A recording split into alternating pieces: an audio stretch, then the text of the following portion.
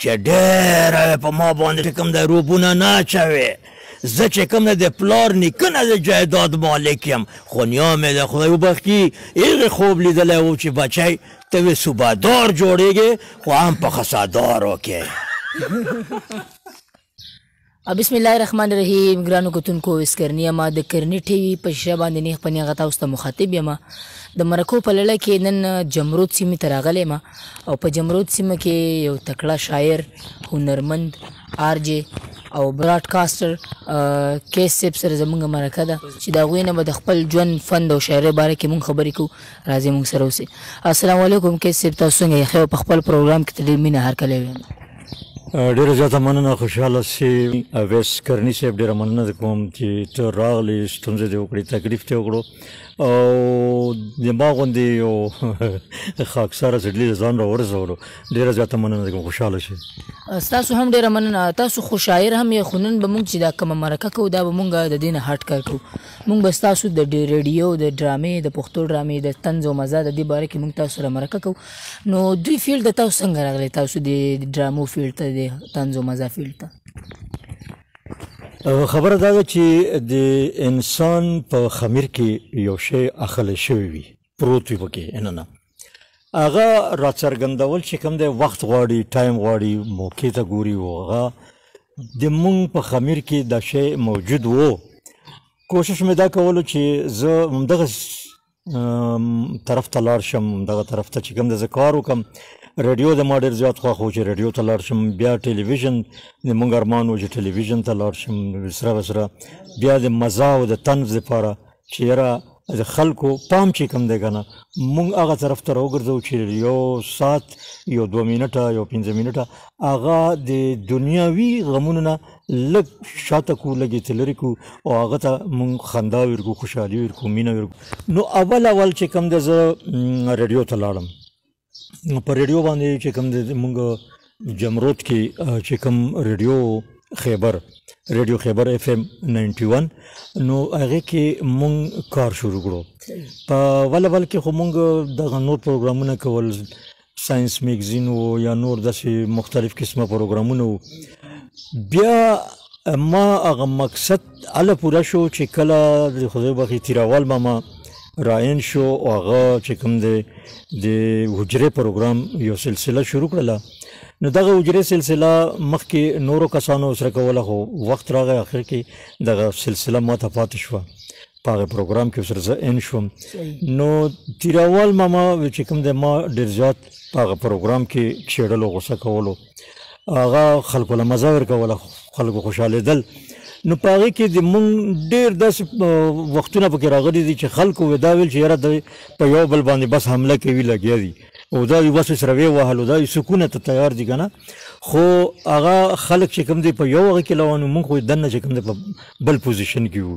نو هغه پروګرام ډېر زیات هیټ شوی و، دومره هیټ و چې اوس هم خلک یادوي چې یاره هغه ملګری دې شته و که نه. نو ما ورته چې ملګری خو رانه خدای واخیستو او هغه پروګرام چې کوم دی ما بیا په بل ځای کې شروع کړی. نو هغه اوس بیا هغه رنګې مزه نه، نو هغه مزه خو بیا ریډیو پاتې نه شوه که نه، ځکه چې زیات ریډیو په هغې باندې روان و د مونږ په هغه حجره پروګرام باندې.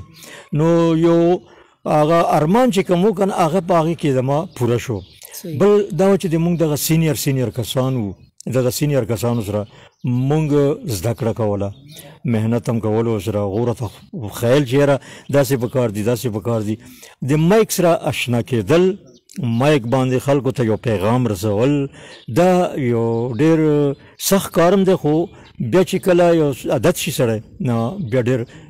اساني هغه ته پیدا شي. مخکې پکې تللی شي، نورو ریډیوانو ته تللی شي، ټلویزیون ته تللی شي، هغه ته تللی شي. نو موږ د طنز و مزاح په هغه سلسله کې تر ننه روان یو، هغه طنز و مزاح کوو. او اوس خو به ستاسو چې کوم دی د ډرامې شوټینګ شروع دی، کومه ډرامه مو اوس چې کوم دی کنټینیو ده؟ هغه د پی ټي وي یو ډرامه ده، د کیسه خو بل خوا لاړه. نو په هغې کې دا چې کوم دی حساس صاحب لیکلې ده او بیا چې کوم دی پی ټي وي کې زموږ اسفندیار صاحب چې کوم دی هغې پروډیوسر دی. نو هغې کې څه داسې 11 قسطه کار و چې په هغې کې ما ورسره وکړلو. د ما هغې کې یو دغه وي production office में प्रोडक्शन को ड्रामे جوړو کو نو ما د بهر ملک له تلم سعودیه ته عرب وته الته کې مې خېډر پیسې ګټلې دا پیسې مور وړي یو دلته کې چې کوم ده د غیر لپاره مونږ دا کوشش کوو یاره دغه ډرامې ته جوړ کوم خلکو له انټرټینمنټ ورکم او ورکم ما شوق وو هغه په ډراما کې ما شوق چې وړو کولی نه پکې ما شوق چې یاره زه ډرامې جوړ کوم زه ډرامې کې کوم ده مخکې لاړ شي ما زه پکې یو نوم را پیدا وکم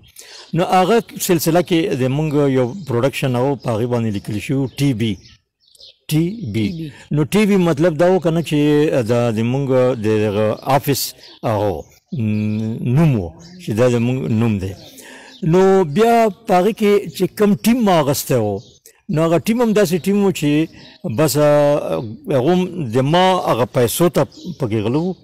او دو هغه کار په هغه سلسله په هغه طریقه باندې نه کولو نو ټي بي مطلب پکې دا و چې توت بیره پروډکشن نه هغه له چې کوم دی هغه ویل چې یاره لکه غریبان ما نه بور شوي وو په هغه باندې په هغې کې ما ته چې روټۍ نو ما ویل څه کول چې ما ویله کورخې او ټیکاله راوړله چې بس دا خورو که نه کنجوسي وه پکې هغه وه پکې که نه نو هغه یو مزاحیه ډرامه ده او انشاءالله چې 26 کیسټونه ده دې حد له پکې راورځم چې هغه پروډکشن بیا ما خرڅ کړو ځکه چې تاواني شوم پکې پیسې پکې ډېرې ولګېدې او هغه کار چې کوم د سر ته نه رسېدو نو دا یو ناکامي وه نو هغې چې کوم دی پکې پاتې راغلم او هغه هم چې کوم دی موږ نه ډېر تنګ وو چې یاره تا لاسه موږ ښه خوراک نه شو کولی همدغه کورخې او روټۍ را باندې خورې په هغه کې او موږ د سهار نه چې کوم دی سره لګیا یو دا سره چې کوم دی موږ شوټینګ کوو نو دا یو هم ډرامه ده خو یا په ټي وي باندې نشر شوې نه ده صحیح او تاسو رول خو پکې ختم شوی دی که نه او اوس چې کوم د 11 کیسټونو نه بعد ما رول پکې ختم شوی دی ځکه چې هغه پروډکشن ما خرڅ کړو نو په هغې باندې بیا بل ملګری راغی صحیح ډایلاګ راته وکړئ ډایلاګ خو داسې و چې د مونږ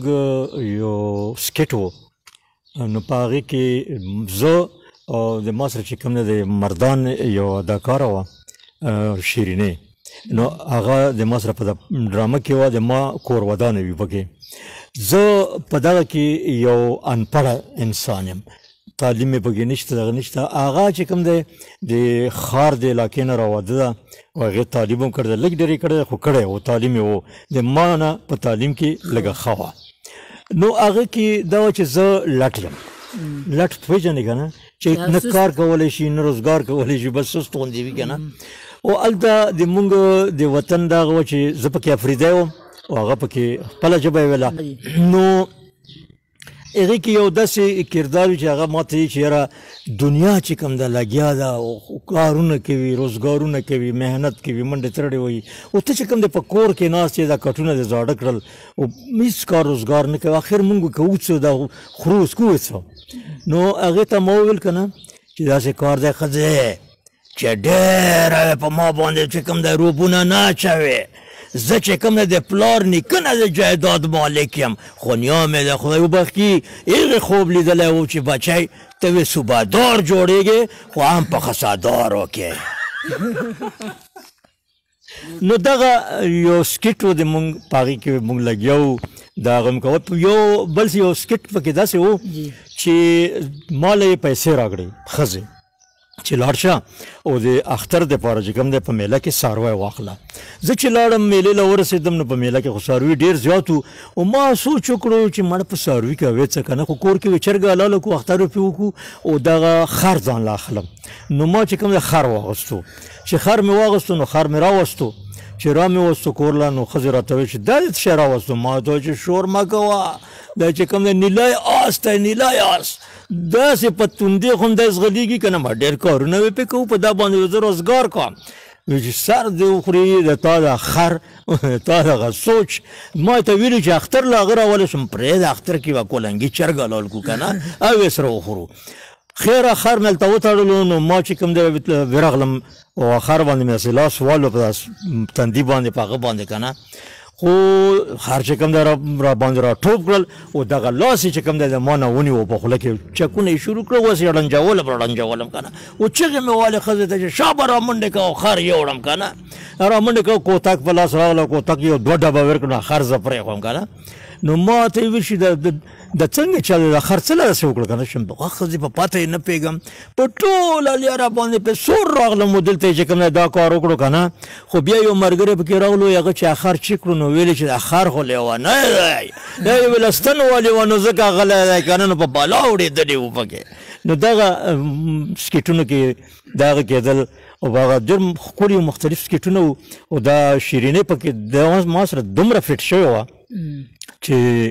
د مونږ هغه کوم ډایلاګ چې وو په یو بل باندې داسې سورېدو که نه چې هغه بالکل پکې غلطۍ پکې نه راتلې ایډیټینګ پکې چا ګوتې نه دي والی چې ایډیټینګ پکې وکړي صرف هغه نور څیزونه سازونه مازونه میکسینګ یې ورسره کولو پکې دغه حالات وو اوکې اسلاله اخره کې به څه پیغام ورکول غواړې د پښتون وروڼو له پیغامونه خو مونږ ډېر زیات وویل ټول عمر هم وویل او ډېرو خلکو وویل او مونږ ورته دا پیغام ورکوو چې د مونږ کوم پښتانه وروڼه دي نو لږ د سوچ نه کار اخیستل پکار دي هر کله چې دغو یو خبره تر غوږه شي نو دا سوچ پې نه کوي چې یاره دا خبره حقیقت ته که نه ده خو کوتک تلاس کی او په هغه بل طرف باندې روان شي نو دا یو ته هم چې تاسو مهرباني وکړو چې لږ په ځان کې دا سوچ پیدا کړو دا جذبه پیدا کړو هر کله تاسو ته یو خبره غوږ له راورسېده نو په هغې باندې एकदम عمل مه کوو اول چې کوم دی د هغې خبرې ته ته ځان رسوو پس د هغې چې کوم دی قدم اخلو ډېره زیاته مننه ډېره مننه کیس افریدي صاحب د وخت راکولو شکریه ستاسو هم ډېره مننه دا وه زموږ نن خپرونه چې د کیس افریدي صاحب سره وه او امید در به کوم چې تاسو له به ډېر خوند درکړی وي د ډرامو پارټونه یې کړي وو په ای وي ټي خبر باندې او انشاءالله دا بله ډرامه هم را روانه ده پی ټي وي باندې را روانه ده دا کیسه خو بل خوا لاړه دا ډرامه هم را روانه ده تاسو یې کتی شئ نو دا وه زموږ نننۍ خپرونه او تر بلې خپرونې پورې موږ له راکړي اجازت هر چېرته چې ښه د باد او بریالي اوسئ د الله په امان